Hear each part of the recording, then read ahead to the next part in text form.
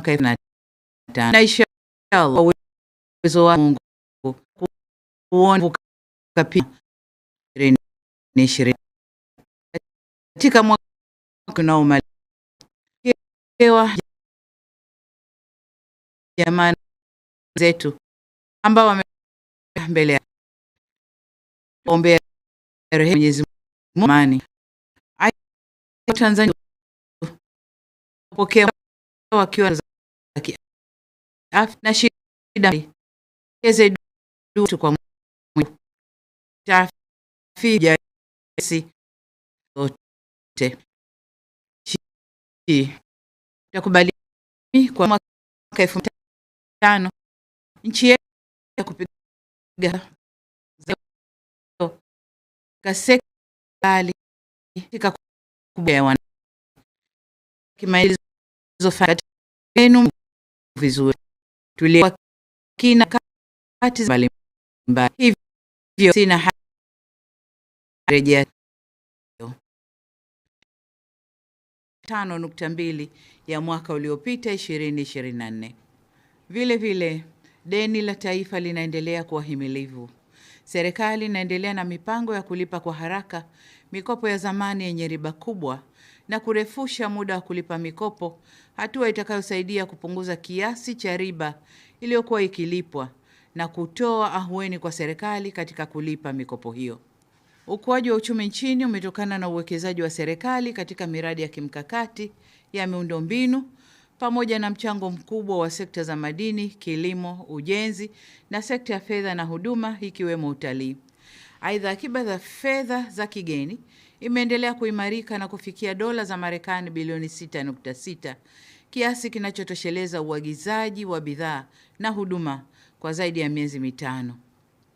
Tunaingia mwaka 2026 na tunaanza utekelezaji wa dira ya taifa ya mwaka 2050 ambapo serikali itaendelea kutekeleza mkakati wa muda wa kati wa miaka mitatu kutoka mwaka 2026 hadi 2028 wa kuongeza mapato ya serikali kwa kuimarisha matumizi ya mifumo ya kielektroniki katika kukusanya mapato, katika kufanya malipo na kuongeza umakini katika usimamizi wa fedha na rasilimali za umma. Ndugu wananchi, pamoja na mafanikio hayo, serikali itaendelea na utekelezaji wa ilani ya Chama cha Mapinduzi, ikiwemo utekelezaji wa ahadi za siku 100 tulizotoa wakati wa kampeni za uchaguzi mkuu, ambazo zipo katika hatua mbalimbali za utekelezaji. Serikali itatoa taarifa kwa umma baada ya kutimia siku 100 mwezi Februari mwakani 2026. Ndugu zangu wa Tanzania, katika kipindi cha miezi 7 kuanzia mwezi Mei hadi Oktoba mwaka huu 2025, tulikumbwa na uhaba wa mvua, hali ambayo ilileta ukame na kupungua kwa vyanzo vya maji. Nitumie fursa hii kuwapa pole wananchi na wakazi wa jiji la Dar es Salaam na maeneo mengine yote ambayo kulikuwa na changamoto ya upatikanaji wa maji safi na salama. Katika kukabiliana na hali hiyo, hususan kwa Dar es Salaam, serikali ilihakikisha kwamba vyanzo vyote vya maji vilivyo karibu vinaelekeza maji jijini humo, pamoja na kufufua visima vilivyokuwa havifanyi kazi.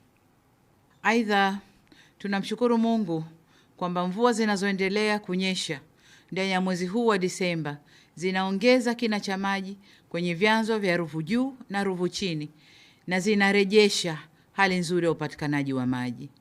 Katika hatua nyingine, serikali inaendelea na ujenzi wa bwawa la Kidunda na ujenzi wa awamu ya pili ya mradi wa maji wa Kimbiji Mpera ili tuweze kuondosha kabisa shida ya maji mkoani Dar es Salaam na mikoa jirani hata katika hali ya ukame.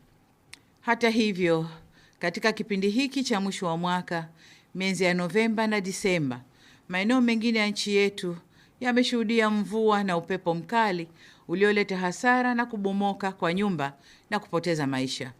Kwa masikitiko makubwa, tunatoa pole kwa wote waliofikwa na kadhia hiyo. Nazitaka kamati za maafa wilaya kuchukua hatua stahiki ili kuweza kuwasaidia wananchi hao. Aidha, ni vyema kwa mikoa ya mavuno mazuri kuweka akiba ya chakula ili kitufae katika siku za usoni. Ndugu wananchi, kufanya kazi kwa bidii, mshikamano na uzalendo na kutimizwa kwa malengo tuliyojiwekea huleta uendelevu wa maendeleo yetu. Hivyo basi, serikali itachukua hatua za kimkakati kuweka mazingira rafiki ya kisera, kisheria na kiutendaji yatakayoongeza fursa za biashara, uwekezaji na fursa nyingine za kiuchumi, kijamii na kisiasa kwa Watanzania wote. Wakati huo huo, tutaendelea kuvutia wawekezaji kutoka nje ya nchi bila kusahau wajibu wetu wa kulinda rasilimali za nchi ili zitumike kwa manufaa ya taifa. Ndugu wananchi, kiungo kingine cha maendeleo ni uwepo wa utulivu wa kisiasa na hali ya amani na usalama nchini. Mwaka 2025, pamoja na mafanikio makubwa tuliyoyapata, tulipitia pia changamoto na mitihani iliyotugusa sote. Itakumbukwa kuwa mwezi Oktoba mwaka huu tulipitia nyakati ngumu zilizohitaji subira, mshikamano na uzalendo.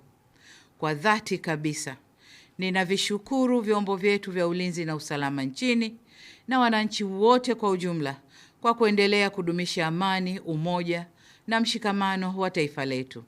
Tumeweza kuthibitishia ulimwengu kwamba Tanzania ni taifa imara, himilivu na lenye kujitahidi kushughulikia changamoto zake. Tunapoanza mwaka 2026, serikali imejipanga kujenga umoja wa kitaifa nchini. Hatua za kuunda tume ya maridhiano zimeanza kuchukuliwa. Serikali itashirikiana na wadau wote katika kukubaliana kuhusu muundo wa tume, aina ya wajumbe, majukumu yao na muda wa kazi wa tume hiyo. Nitoe rai kwenu ndugu zangu wa Tanzania kwamba tunapoendelea kulijenga taifa letu, tusikubali tofauti za kiitikadi au kimtazamo zitugawe na kutupotezea malengo yetu ya maendeleo na ustawi wa taifa letu. Sote tunafahamu kuwa tofauti ni sehemu ya demokrasia, lakini zisitumike kuligawa taifa la Tanzania. Narudia kusema kuwa Jamhuri ya Muungano wa Tanzania ni moja tu. Ndani ya jamhuri hiyo kuna Watanzania ambao wamejengwa na itikadi ya kuamini kwamba amani, umoja na mshikamano hujenga uzalendo na ndio virutubisho vinavyotuletea maendeleo endelevu na ustawi wa Watanzania. Ndugu wananchi, katika mwaka 2025, serikali ya Jamhuri ya Muungano wa Tanzania imetimiza majukumu yake nchini na hata kikanda na kimataifa. Tumeweza kutimiza kamilifu wajibu wa wanachama wetu katika shughuli za Jumuiya ya Afrika Mashariki, Jumuiya ya Maendeleo ya Nchi za Kusini mwa Afrika, Jumuiya ya Nchi za Ukanda wa Maziwa Makuu, Umoja wa Afrika, Jumuiya ya Madola, nchi zisizofungamana na upande wowote na vile vile Umoja wa Mataifa. Tumetimiza wajibu wetu wa kulipa ada za uwanachama, kushiriki mikutano, kujenga haiba na kulinda heshima ya taifa letu na kutoa mchango wetu kwenye shughuli za kimaendeleo, mazingira, siasa, ulinzi na usalama duniani. Aidha, mwaka 2026, Tanzania itaendelea kuimarisha na kudumisha ushirikiano wa kimataifa na kikanda. Vile vile, Tanzania itaendelea kutumia diplomasia ya uchumi kuvutia uwekezaji, kukuza biashara na kujenga ustawi wa watu wake, sambamba na kusimamia ulinzi wa taifa na mchango wake katika amani na usalama barani Afrika na duniani kwa ujumla. Ndugu wananchi, nihitimishe kwa kuwasihi Watanzania wote tusherehekee sikukuu za kumaliza mwaka na kuanza kwa mwaka unaokuja kwa amani na salama. Uwe mwaka wa heri na baraka tele. Amin.